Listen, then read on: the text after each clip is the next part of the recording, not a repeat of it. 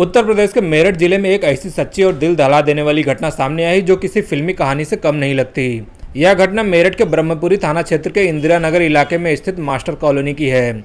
यहां रहने वाला सौरभ राजपूत, जो कि मर्चेंट नेवी का पूर्व कर्मचारी था, वह अपनी पत्नी और बेटी के लिए एक खास सरप्राइज लेकर लंदन से घर लौटा था।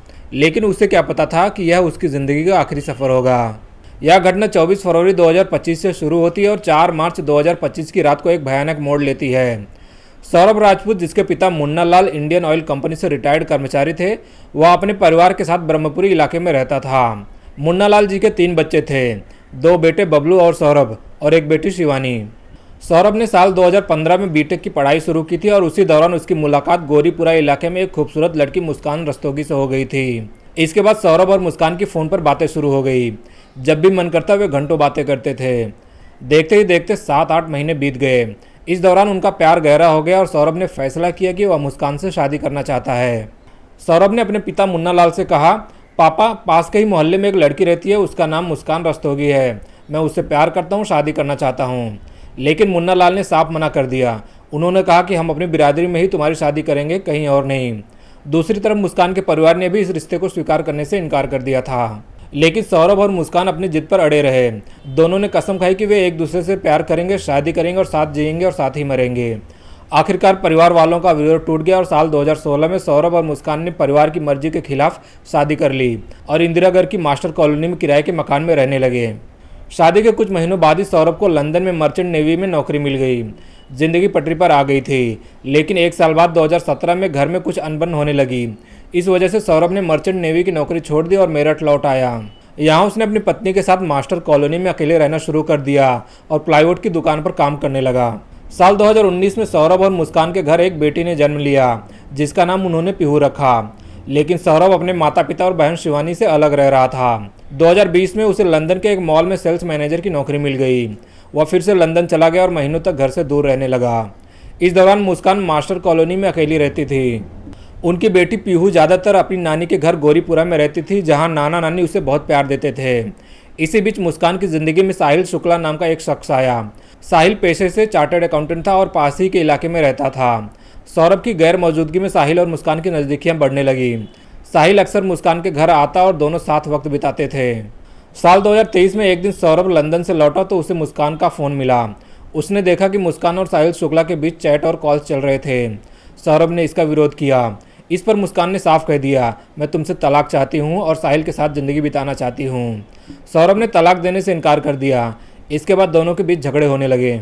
सौरभ ने रिश्ते को बचाने की कोशिश की, लेकिन मुस्कान का मन बदल चुका था। 24 फरवरी 2025 की रात करीब 8 से 9 बजे के बीच सौरभ अचानक लंदन से अपने घर पहुंचा। उसका मकसद था अपनी पत्नी मुस्कान को सरप्राइज़ देना, क्योंकि अगली तारीख यानी 25 फरवरी की रात को 12 बजे मुस्कान का जन्मदिन शुरू होने वाला था। इसके अलावा 28 फरवरी को उनकी बेटी का भी जन्मदिन था। सौरभ दोनों मौक़ों को खास बनाना चाहता था। घर में उसकी दस्तक से खुशी का माहौल बन गया। मुस्कान और परिवार वाले हैरान और खुश थे। 25 फरवरी को सौरभ ने पत्नी का जन्मदिन धूमधाम से मनाया।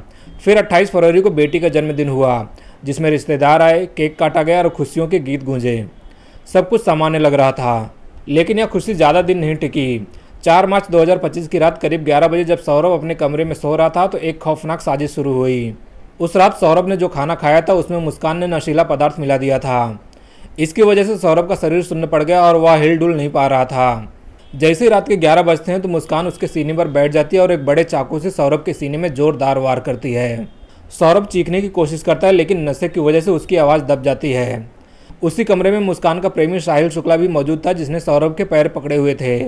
सौरभ विरोध करने की कोशिश करता है, अपने पैर हिलाने की कोशिश करता है, लेकिन साहिल उसे कसकर पकड़े रहता है।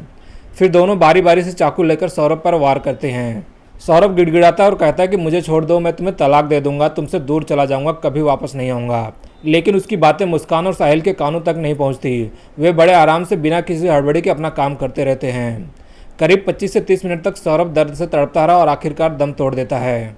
सौरभ की मौत के बाद मुस्कान और साहिल सोच में पड़ जाते हैं कि लाश को कैसे ठिकाने लगाया जाए। साहिल सुझाव देता है कि लाश के टुकड़े करके पॉलीथीन में पैक कर शहर के अलग अलग हिस्सों में फेंक देते हैं। लेकिन मुस्कान को डर था कि बार बार बाहर जाने से मोहल्ले के CCTV कैमरे में वे पकड़े जा सकते हैं। फिर दोनों रात भर इंतजार करते हैं और बाथरूम में सौरभ के शव को ले जाकर उसके 15 से ज़्यादा टुकड़े कर देते हैं। खून बाथरूम से बहता हुआ नालियों में चला जाता है।